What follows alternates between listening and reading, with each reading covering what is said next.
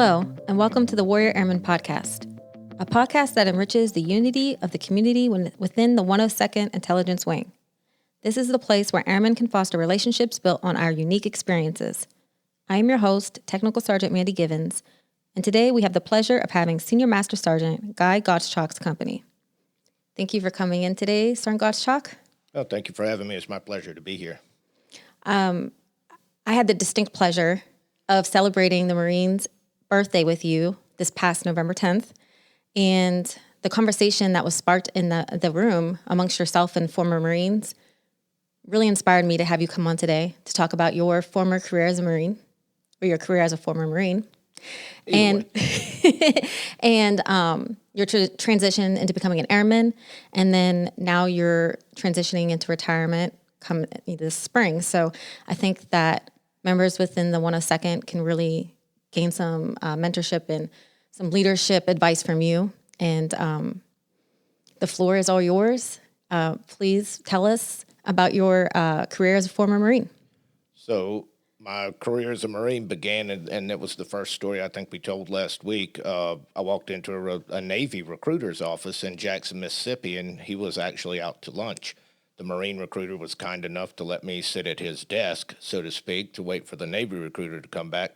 And about a year later, I was on Parris Island with my head shaved. He was a really good recruiter, and convinced me that that's where I needed to be and I wanted to be. And truth be told, I wouldn't have it any other way now. I wouldn't change that for the world. It was a fantastic experience. Parris Island is Parris Island. That's no fun whatsoever, but you tend to laugh and tell a lot of stories when it's over.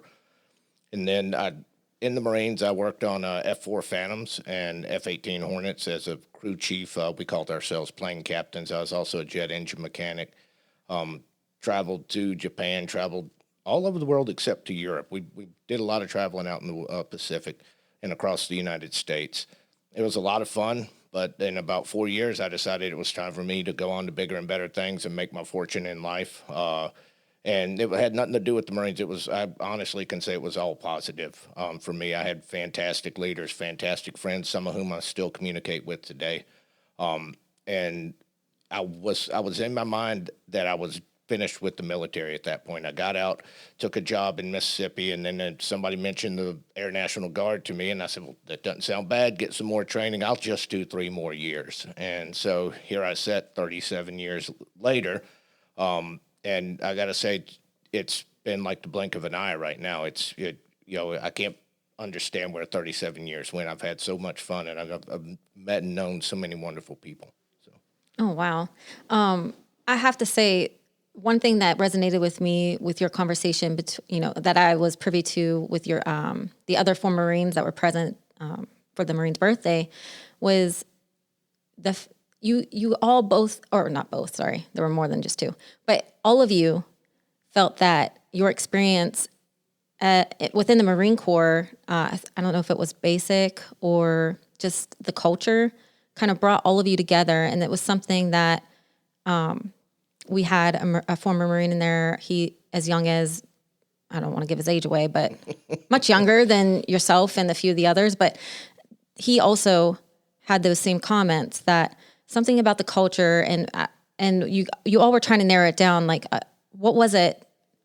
I think the Marines and their culture and what still draws us together, and we pointed out at the beginning of that ceremony that all over the world on November 10th, Marines gather, and as smaller groups as ours are just 1 or 2, all the way up to entire Marine bases gather to celebrate the Marine Corps birthday.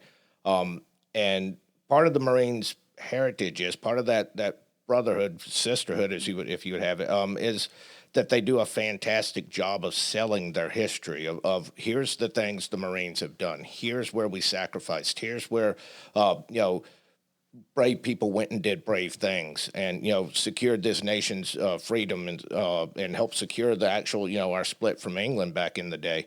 And I think the counter to that was it was our view that the Air Force and even most of the sister services don't do that good a job of selling that heritage part of it. They try, and I pointed it out there. Most people don't know the 8th Air Force in World War II suffered more combat deaths than the entire Marine Corps did. that's an astounding number of casualties, and it's not sold, it's not brought up, and people aren't aware that, the Air Force has done just as much as anyone else when it comes to that part of, military service. But the Marines do have the ability to sell. They have the great PR, and I won't even mention the uniforms, but. Oh, no. I think that kind of goes without mention. I don't think anyone would disagree with you about the uniforms being super sharp. But another thing, too, I'm not sure if it was yourself that mentioned it. It might have been another individual. But when you see Marines out and about, or if you see someone wearing any kind of paraphernalia, a Marine shirt, hat, it kind of draws them. You see people drawn into each other, and then you'll see, strangers, seemingly strangers, spark up conversation. And absolutely, yeah. I in my 14 years of service with the Air Force, that's not always true with us airmen. Even if we're in the airport and we notice one another, there could be a head nod or an acknowledgement, but I don't tend to see that kind of camaraderie, or even, I don't even know how you would say that. The instinct to go up to the other service member and just, hey, where'd you serve? And I couldn't agree more. Through the course of my life, I've been stopped and spoken to by people. I wear a ball cap with the little Eagle Globe and anchor on it most of the time. And former Marines will stop and talk to me and ask, when I served. Of course, some of them ask if, was I in the NAM? And I have to, tell them I'm not quite that old yet. But I've actually at one point I was stopped and spoken to by a former commandant of the Marine Corps. He was a little old man, and I would have never even guessed, but he stopped in an airport and spoke with me briefly. So, there's something to it, and it might be one of the great intangibles that, I don't know if anyone could ever put a finger on what drives that, where that fellow, he was 50 years post-service or so, and still stopping and talking to a young guy and asking where I'd been and who I'd served with, and it's really nice, and it does happen occasionally in the Air Force and in the other services, but I do know it's much more common in the Marines, amongst Marines. It's funny because serving with a few former Marines, but also there's some jokes. The other services, we all have jokes amongst each other, and I feel like the Marines get some of the more flack, making fun of them and this, that, and the other. But then the crayons, yes. I'm glad you said it, but silly jokes like that. But then at the end of the day, when I'm privy to these intimate ceremonies, I wouldn't say it's most intimate, but you're celebrating the Marine Corps birthday, and you've served plenty of years in the Air Force, just like the other members, and that's still something that you have your heart and soul in. And I think that all the other services, as much flack as we give the Marine Corps, we can all learn from something like that. Yeah, my peers, my coworkers definitely like to point out that I've done 33 years in the Air Guard, Air Force, and I did 4 years in the Marines, and and I gave up the Marines for the Air Guard, and it's true. And I'll go back to the Marines. I look at it like the bedrock, right? It was the foundation of everything that followed. However, most of my career has been in the Air Guard and the Air Force, and I've certainly had just as many, if probably actually far more fantastic leaders and peers and mentors that have showed me the way along, because there's no way I would be sitting here as a Senior Master Sergeant if it were not for people who mentored me. And if I could give a shout out to one that's retiring today, Chief Master Sergeant Tom Nunley is definitely one of those guys that did a lot to help me along. Yes, Chief Nunley, definitely want to acknowledge him. I did not serve with him as long as you have, but he definitely has impacted my career as well. So now that you've mentioned it, 33 years of service in the Air Guard, that's a long time. But, we talked about your foundation as a Marine, and this would be a good time to kind of talk about your transition into the Air Guard. So it was definitely a steep learning curve. Everything was different. The ranks, literally everything was different about, coming over from active duty Marines into a Mississippi Air National Guard unit at that point. And it was a steep learning curve, but it was something that was also easy to do at the same time.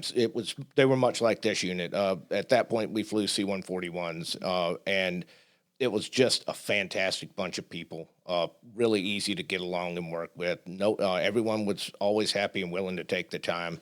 And I had some, once again, fantastic NCOs. I came in as an old school buck sergeant, as we were known then. So I was an E4, NCO in the Air Guard. And it was actually one of the prerequisites. I told my recruiter, I'm an NCO. I'm a non-commissioned officer in the Marines. I'm not giving up non-commissioned officer. And so I came in as a E4 NCO, which they later did away with.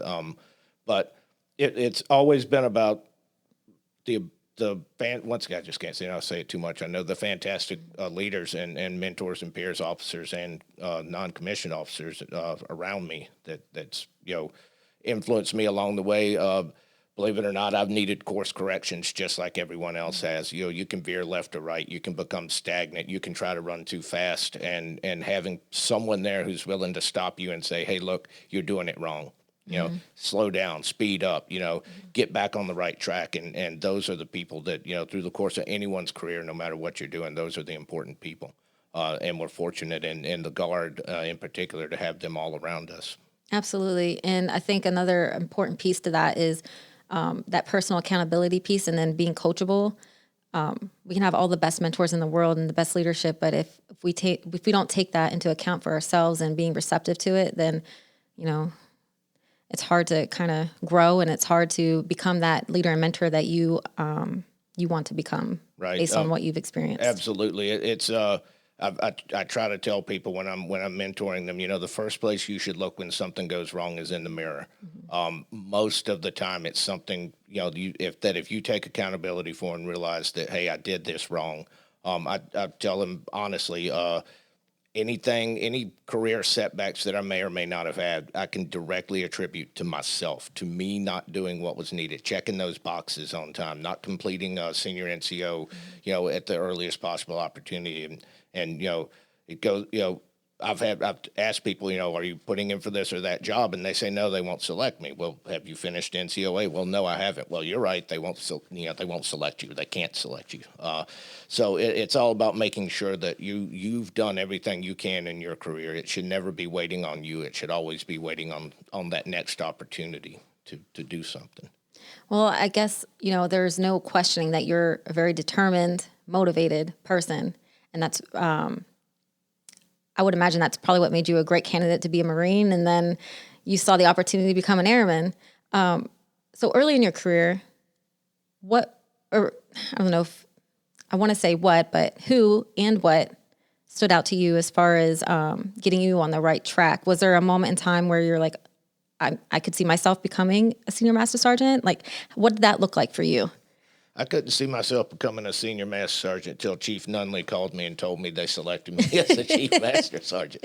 No, as a young Marine, I had a couple fantastic gunny sergeants, and one, Gunny Daniels, stands out in my mind as the guy. He was the guy who had the stories, much like I have the reputation for now, and he was the guy who led by example and who kept us on that right track. And I'll never forget him telling me one time he didn't put me in for a meritorious promotion, and I asked him why, and he said, well, sometimes your hair isn't where it should be, and sometimes your boots need a little bit of shining, and sometimes your uniform isn't where it should be. And I walked out, and at first I was mad, and then I walked past the mirror and I realized he was right. And I went home, and ever since then, people wonder why I keep my hair so short to this day. And that's Gunny Daniels, right? Because it'll never come between me and something again, right? And fix those things. And then the next opportunity came along, and he put me in, and he called me into his office, and he said, I had that same talk with 4 of your peers, and not one of them made the correction. They all said, Gunny's out to get me. Gunny doesn't like me. You're the only one that changed. You're the only one. I said, well, you were right. You weren't making it up. And that, once again, to me, that's probably the one thing I would tell any young person or not so young person is, do that self-check. Do that, look in that mirror and say, is this right? That's, forthright and honest feedback is important. And it's, almost never easy to take when it's negative towards you. But, a lot of times if it's the right person, they're absolutely spot on. Absolutely. Feedback, how would you say, critical and non-critical type of feedback is important, especially if an individual wants to make the military career, because at some point whether you want to or not, you're going to be leading airmen, and everybody wants to be that person that they can go to. They want airmen to be able to, to approach them, but also provide the adequate feedback. And a lot of that has to do with how you behave and the leadership. I'm losing my words and how you are behaving as a leader, basically, and how airmen are able to see you and look up to you, whether or not they are able to look up to you. And that's so important. What's the little colloquialism there? It's actions speak louder than words. Right. And you can believe that you're doing the right things, but if you can't take that feedback, and if you can't make adjustments, it's gonna show. Right. One of the things I try to do, and I definitely tell my peers and my superiors, and I try to make it known to the people in my flight, my fantastic team, is if I'm doing something wrong, tell me now. Mm-hmm. Don't, just be forthright and honest, and, give me that negative feedback, because I promise you I'm never purposefully doing something wrong. Yeah. If I've drifted, it's because I didn't know that I drifted. And that, it's something I strive to do. I try to do it as we're in processing our very newest A1Cs, and I know they're sitting in my office as I have this talk, and they're saying, "There's no way I'm going to tell this guy, he's doing it wrong, right?" But I'm serious when I say it. And every now and then somebody will, they'll say, "Hey, I've had people come downstairs and say, the other day upstairs, you said something." And I didn't like it. It was, it hurt my feelings. Mm-hmm. And, I honestly apologize and tell them I did not mean to. It was completely not, how I intended it to come out. And if you perceived it that way, then I should have done it differently. Right. Yeah. So once again, it's the ability, I'd like to think I'm pretty good at taking negative feedback. Lord knows I get enough of it. Right. So, I'm not perfect. And people who think they are usually are the ones who need the most negative feedback, I guess would be the way to say that kindly. But being able to look back on your own experiences, and that's another thing I tell people is I've stumbled about the face of the earth for a number of years now, so I've experienced a lot personally, and the people around me have experienced a lot. And I try to remember those things so that when someone comes to me with a family issue or something like that, we can sit down and I can say, "Hey, look, I've experienced this exact same thing. I know what you're going through." Or, one of your peers has, not identifying that person, but saying, people in this very flight have gone through this and we can get through it. We have a great team. We have the resiliency staff and people here that, we have all these assets. Let's just use them and work through this. That's one of the reasons that motivated me to have conversations like this, is to have leaders like yourself come on here and be vulnerable and have the dialogue saying, we all go through, we're all human. A lot of things that run true to everybody, family or otherwise, we can all relate. And being able to pull a senior master sergeant aside and say, "Hey, my relationship isn't going so great right now." And just knowing that you will have a listening ear and being receptive and understanding. And then, "Hey, let's talk about that. But then how's this looking with the mission? And what can we do? Is there something that we can do to make things a little bit easier?" Whether it's reaching the resources that we have available, or even just a little bit more mentoring and just checking in with people. I think that's like the easiest thing that we could all do for one another.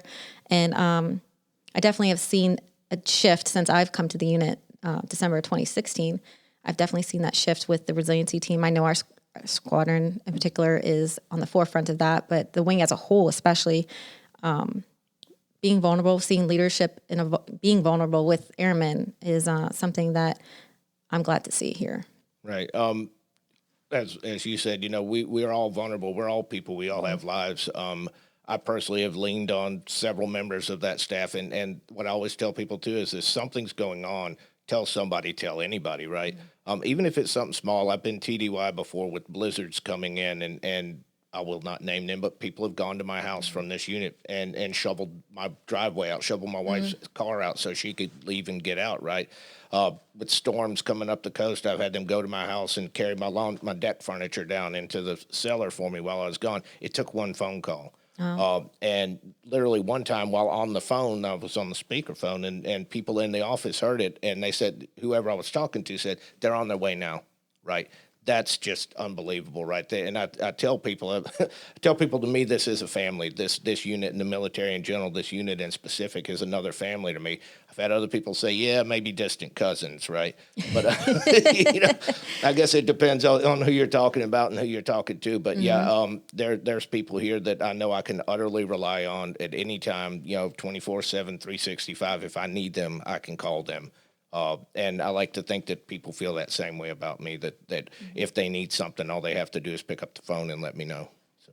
Yeah, I think that is something unique to service members. I can speak to that as far as my active duty career. I still have friends that are all over the world, and we can pick up conversation like nothing's changed, no time has passed, and we're very comfortable with each other. But I think that's given our unique circumstance and that brotherhood and that sisterhood that, like we had talked about with Marines out in public, and they recognize one another and they're drawn to each other just to kind of get that maybe it's nostalgia, maybe it's just the idea of, oh, I know what this person has gone through, even at the base level of their training, and that brings you just a little bit closer to one another.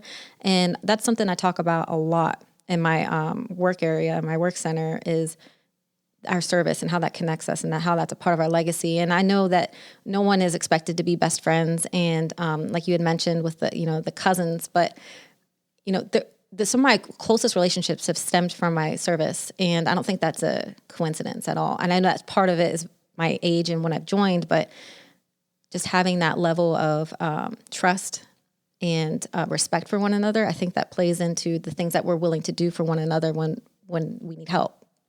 Right, and I couldn't agree more. It's, going back to the beginning, and that was at it was such a different time. I believe I told you the other day, one of our members at one point for a college paper interviewed me as a part of living history, right? And I got a laugh out of it, but one of the questions was what existed or what didn't exist then that exists now, right? And the time at which I was a young person in the military was so very, very different than the world we live in now. And communications is easily the most, the biggest difference, right? So now everyone has a cell phone, and there's social media and the internet and everything else. Well, back in the day, we couldn't check the Google to figure out what was going on somewhere, right? And we relied on each other and face-to-face conversation, and we still accomplished the same things that, people do today. It's a marvel to me, and I'm always grateful that we have so many great young people such as yourself who are willing to join up in a time of in a time of war. When I joined, we weren't at war. There was the Cold War, and honestly, I thought we'd tee off with there used to be this thing called the Soviet Union. Anyway, I honestly believed we'd be teeing off with them any day, and thankfully that never happened. But people such as yourself joined during a time of war, during a time of conflict, and that's lost, I think, on a lot of people today.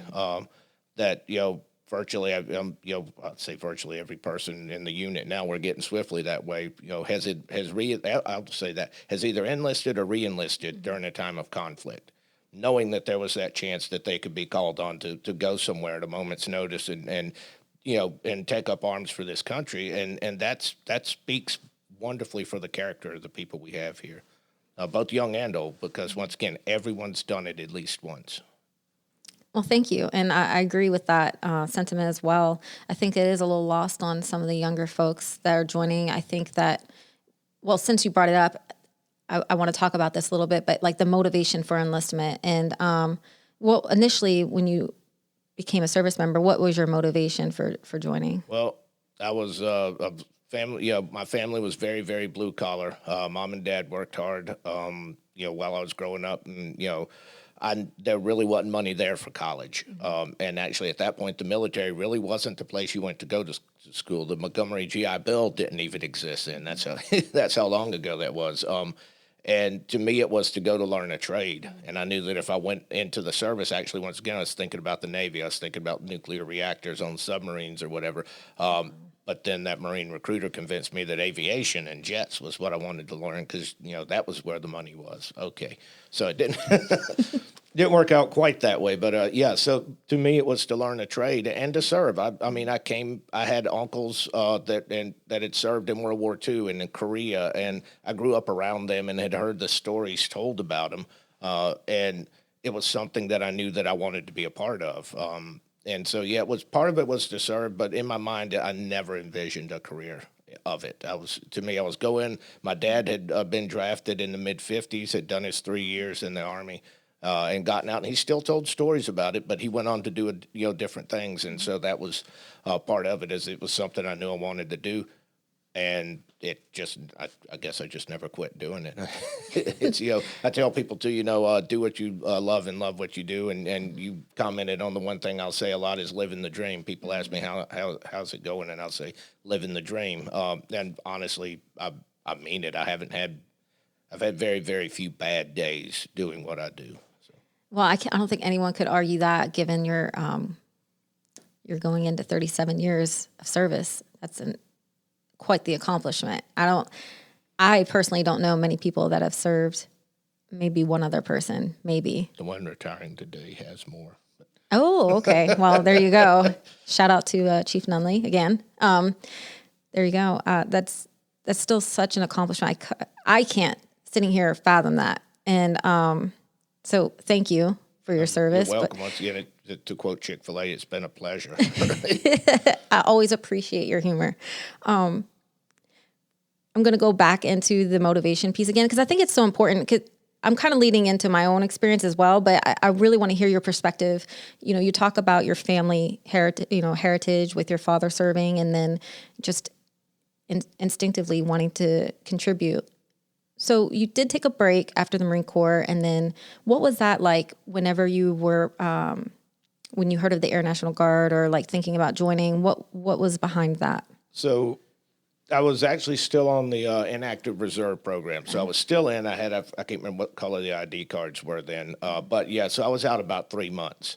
And I was working for Beach Aerospace in Mississippi. I was looking at getting into a program called non-destructive testing, which is what I ended up doing for the next 13 years in the Guard. But I wanted more training in it, and somebody that worked there with me was a member of the National Air Guard, and he said, "Hey, we do that out at the base. Go out and talk to the guys." And I went out and same thing. They were great people, and they showed me all their equipment and said, "Yeah, we can teach you how to do all of this." So once again, it was more at that point still about furthering my civilian career and furthering that path. And when I joined, I really did think I've joined it up. I joined, my initial Guard enlistment was 3 years. And I'm like, I'll go to school with them. Mm-hmm. I'll repay that debt. And then I'm going to go on with my civilian life. And like I said, the rest, I really loved doing it. I realized that I needed that part back, that military part. And I didn't even realize it up till then that I'd actually missed it. And missed putting on a uniform, even if then it was, 1 week in a month and doing my training. But at that point too, the Persian Gulf War also occurred, and right after I got out the Corps, my former squadron deployed on very short notice downrange, and it was also something I really wanted to do something right. And so my Guard unit, then we flew a lot of support missions, and I worked a whole lot of active duty days between Desert Shield, Desert Storm, and then the follow up. And by then I was hooked bad, so I wasn't going anywhere after that. So you say that was your first air contract. You knew that you were going to make the service a career. Oh, no. When I first signed it, I did not. But Okay. by the end of it, by the end, I was pretty well hooked by then, because once again, we had done the Gulf War, and I'd gotten a better, I'd matured once again. I remember when I joined, I was 17 when I signed the papers for the Marines, and actually, I went down and signed my enlistment papers and took the oath in the recruiter's office on the day that the Marine barracks in Lebanon was bombed. And I'd already had that appointment. I walked in, and the recruiter was like, "Well, you're here." And I was like, "Why wouldn't I be?" He said, "I had 3 people cancel already today." Oh, man. They did not realize they were joining the Marines, for crying out loud. But, yeah, so that initial term, in the Guard, it was what hooked me in and said, this is, by the end of that 3 years, once again, it was no doubt I re-enlisted for 6 and then 6 and on down the line. So. Maxing out those contracts there. Yeah.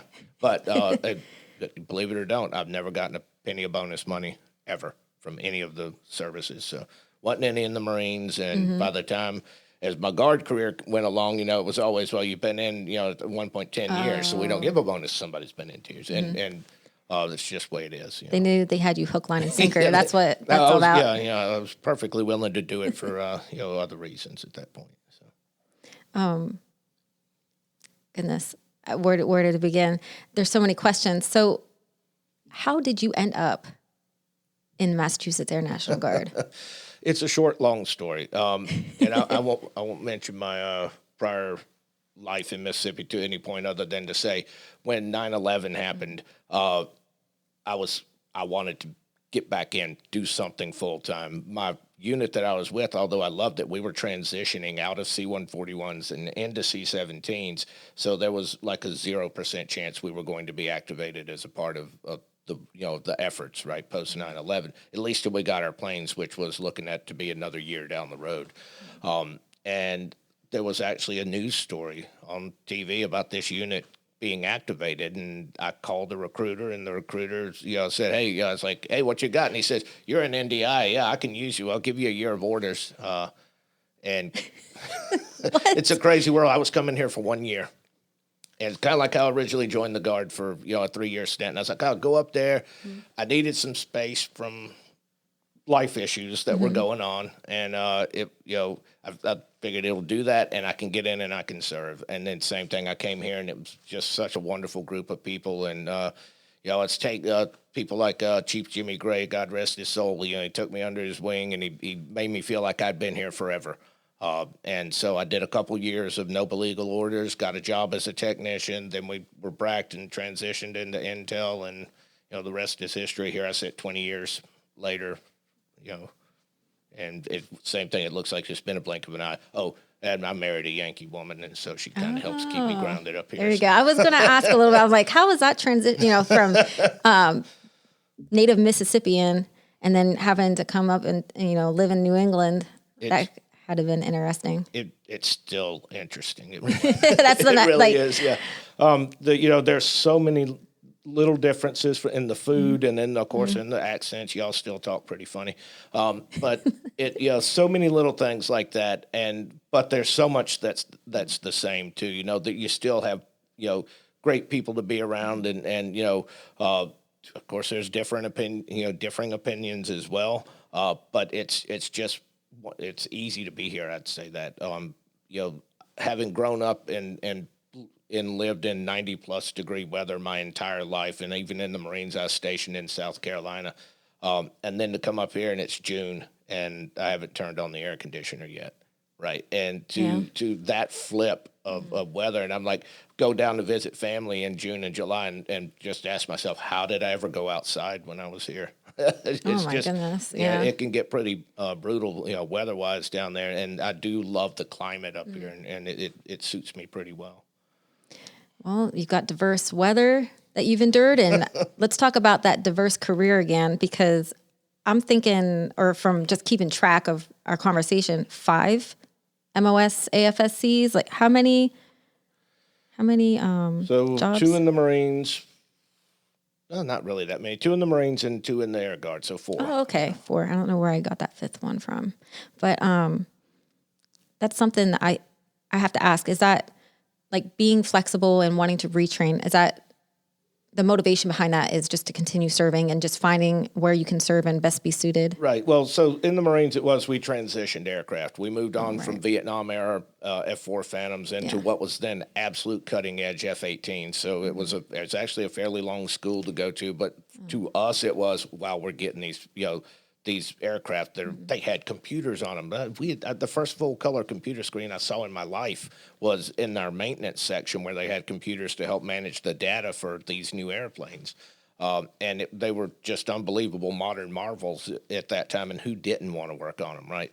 And then, transitioning from them into the Air Guard, going back to school, once again, we covered that. And then when it came time, and we got bracked, and all of us who were here at that time, it was like they were tearing our hearts out, right? We just couldn't believe it was happening to us. It was like losing a family member or having someone. I can't describe it any other way. It was traumatic, to say the least. And most of us took a little bit to embrace this idea that we were going to be an intelligence wing and that we were going to have to, go away for it was, I want to say 6 months, 7 months at Goodfellow, 8 months, maybe even by the time we were done. And then we came back, and then we did multiple TDYs to Bama and to Reno and to all over the world, literally learning our new jobs. But just like anything else, given a little bit of time and adjustment, I came to truly love it, and would working in the old FMV mission with some of these guys and gals was just unbelievably fulfilling. Some of the things we did, none of which I think I can talk about now, but it was it really, really was fantastic. And to work for people like Colonel McNulty and to have those folks who had that big picture mindset and to learn from them, it was truly awesome. And honestly, as I was getting older at that point, it was much easier on my body not crawling around jets all day. Yeah, I'd imagine.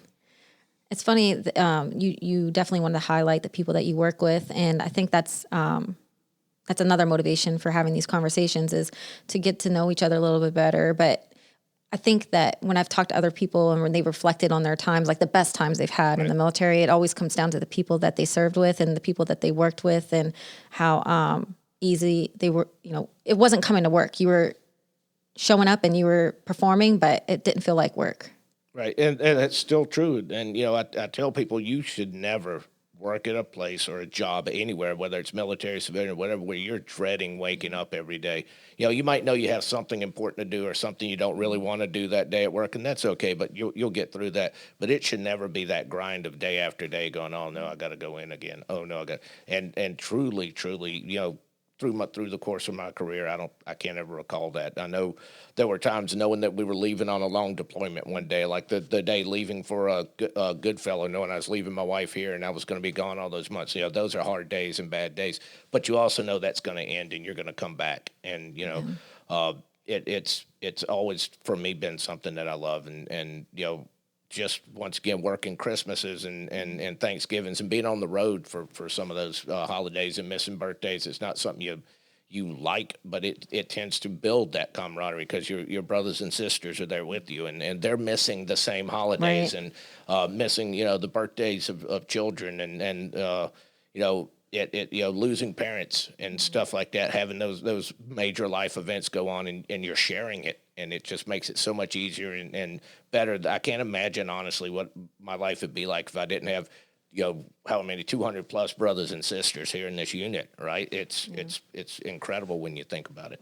And from personal experience, I can speak to that as well. Just going through loss and just having people that you didn't even think, knew you, come up to you and just, very tactfully and genuinely say, hey, I'm here if you need anything. Yeah, I've had it through, several times during my career, just on a bad day, right? Once again, life events going on, and somebody catch me in the hallway and say, hey, are you okay? You don't look yourself. You haven't acted yourself, and just knowing that somebody noticed, sometimes that makes all the difference. And I've tried to, once again, learn from that and say, when I'm on a great day and I see somebody who it takes me, a little off guard when they're not themselves, and to stop them and get them in a quiet spot in the hallway and just say, hey, is everything okay? Are you good? And 99 times out of 100, they're going to say, yeah, but you can kind of see that they appreciated the fact that somebody noticed. Yeah. And I'd like to think too, that probably helped that individual maybe take a step back and reground themselves, recenter themselves. Especially, a lot of times we don't necessarily see how hard things are affecting us and physically. And having that recognition and having someone like yourself who is brave enough, vulnerable enough to go and approach someone, we can all learn to be a little bit more like that. Well, once again, I would never put me as the prime example. Your behavior, like the way that you care so much. But yeah, I do, and I'll go ahead and say it here on being recorded, and they kind of look at me funny in the office when I say, you know, the older I get, the more I remind myself of like a 70s hippie. I just love everybody. I want everybody to be happy. I don't like sadness around me. I don't, you know, and if I can fix it, if I can do something to make it better, I try to. You know, once again, and, you know, it's more, you know, I look at this unit and, you know, the people I work with is more than those distant cousins by and large. You know, it's people I care about. And I know, once again, and I know it's reciprocated. So. Absolutely. So you've come to love serving, and it's just in your blood naturally. Right. And, well, you can't contest 37 years of service. So with that in mind, you're now at a point in your career and in your life that you're going to be transitioning into becoming a retiree. Yeah. I'm going to be honest with you that the last time I had anything that I could compare to this was when I was getting ready to leave for Parris Island. You know, I knew that it was going to be a major life change. I knew that it was something that that was going to be so very, very different for me. I was wanting it and excited about it, and at the same time dreading every minute that took me closer towards it. Right. And to me, the dread is, you know, what's it going to be like not to put on a uniform in the morning? What's it going to be like to not come in and be a part of this? And at the same time, I know I'll always be a part of it. Right. Yeah. And then, you know, so, you know, I've actually thought about working at the VA, doing things with vets, doing stuff like that post-retirement to maintain that and to, you know, hopefully, you know, use some of this experience to help other people and to be with other people. And, you know, to me, it's the end, but it's the beginning again, right? So that's all it is. So it's just the end of this part of my service and the beginning of the next part, I guess, would be the best way I could say it. That's a really wonderful outlook. I don't think that, you know, one thing that I've noticed with our conversation is that you have such a positive outlook, no matter the circumstances and the challenges and the diverse career that you've had. A lot, you know, I wouldn't say a lot of people, I can't speak for a lot of people, but I know of people that chose not to continue serving because something didn't line up for them. But it seems to me that you just loved serving so much that you were willing to be as flexible, you know, go to the long schools or transition from being a Southerner to a New Englander. There are people that won't even leave. Still a Southerner. Oh, okay. I don't want to, I might have overstepped there. I didn't mean to, but there are people that won't even leave their hometown to this day. And I personally can't relate to that either, but I know they exist. That's amazing to me that just given who you are, you're so positive and you're flexible, but you're here to contribute and you just have an open heart. And I really do appreciate you coming in today to talk about your career. I wish you all the best of luck. And I know that you're going to do awesome things outside of here, whether it could be even, you know, you're going to have access. So you can always, you know, pop in for visits. And again, I thank you for all of your service. Once again, it's been my absolute pleasure. And I'm so thankful for you for having me here. You know, and give me a chance to talk. Anybody that knows me knows that I love to talk. And as far as, you know, the positive attitude and everything, you know, I'll tell people this year we talk about resiliency, and it's part of the whole airman concept and everything. But, you know, I am a man of faith, and I a lot of times I do always rely heavily on my faith and knowing that, you know, regardless of what's going on in my life, that it's part of a bigger plan and that God's going to take care of me and take care of all of us. And I don't hesitate to, you know, to say that. I know that it's true. So before we end our conversation today, I just want to give you the opportunity. Is there anything that you want to impart on the airmen here within the 102nd? Any wisdoms or knowledge, advice? I'll go back to what, you know, I've said it, I think, a couple of times. You know, always never hesitate to look in that mirror and you know, realize that you are the person that guides yourself and guides your career. Never hesitate to lean on the people around you to seek that advice. And above all, never assume that you're the only one who's going through a certain situation. It is so easy to be embarrassed by something and to, you know, to think, oh no, this is something I have to deal with on my own. How am I going to get through this? And if you just take a second and realize that once again, the people around you have probably experienced it. If they haven't, they're still willing to help you, and that there's always somebody there who will listen. You're never alone. That's the biggest thing I think I would say. Well said. Thank you for contributing to the unity within the 102nd community. For those of you listening and wish to contribute to an episode of the Warrior Airman Podcast, please reach out to me via Outlook email or my personal email at mandy.givens@yahoo.com. I look forward to hearing from you. Take care.